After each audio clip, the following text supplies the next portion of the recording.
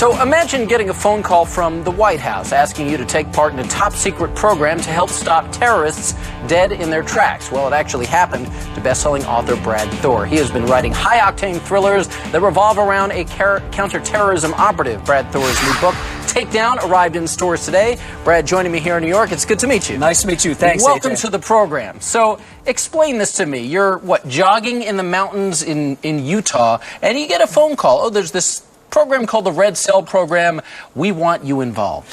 You know, it's like a movie, and I knew I had a lot of fans at the White House, the State Department, Department of Defense, and I'd heard about these things where they got people together to kind of try to anticipate what terrorists might do. But I was shocked when my phone rang and the call said, "Will you come to D.C. and do this?" And we've talked about these programs before. Tell me the types of people who are in it, because there are film producers, people who come up with, the big terrorist plots for films, and there are scientists and people of that nature. Futurists, basically the alphabet soup of agencies in D.C., and then I was one of two thriller authors that they invited in to come help them brainstorm. Because?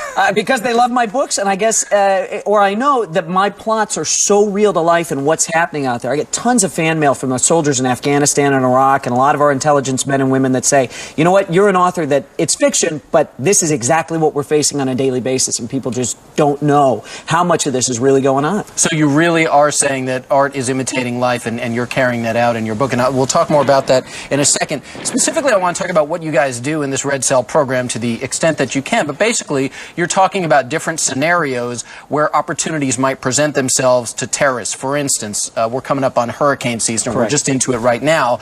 Obviously, we saw what happened with Hurricane Katrina, and our resources were really tapped. Is that the kind of thing you're talking about? That is one of the things. Obviously, like you said, there's only a certain amount we can talk about that was actually developed in there, but that was one of the things. Would terrorists exploit a hurricane where all of the resources for an area have been pre-deployed someplace else to let the hurricane come in, and would they take advantage of bombing a shelter or something like that? What might they do where they could have a high death count and a big psychological impact? So that's what the government's trying to do, is to stay several steps ahead of the terrorists by bringing creative thinkers from outside the Beltway to help brainstorm these things. And would you say that that is actually the scenario you spoke about, something that we should be concerned about? Actually, that was developed in another set of think tank people than me. So I wasn't involved with the hurricane scenario. But it's very plausible. I mean, they are really gunning for us. And yes, we haven't really had anything happen since 9/11, but we still need to be extremely vigilant because they're doing their own think tanks.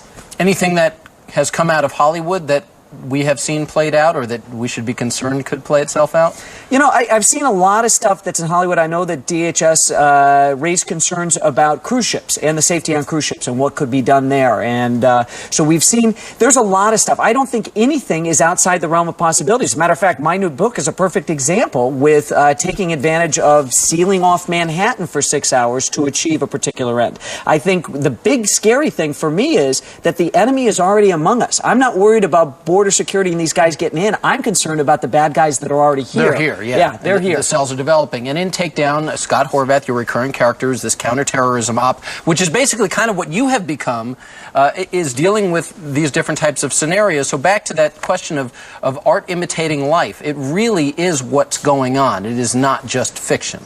No, there's no question about it. It is imitating life, and I think probably people really need to keep their eyes and ears open, and that's what the government's doing by bringing quick thinkers, artistic, creative people in to say, hey, what could happen? Brad, things in your book are very plausible. I mean, that's why I got asked in, because they've read my books and they said, all right, this guy's really got his finger on the pulse of what's happening. And you do have a tremendous imagination, obviously. It's what you do for a living.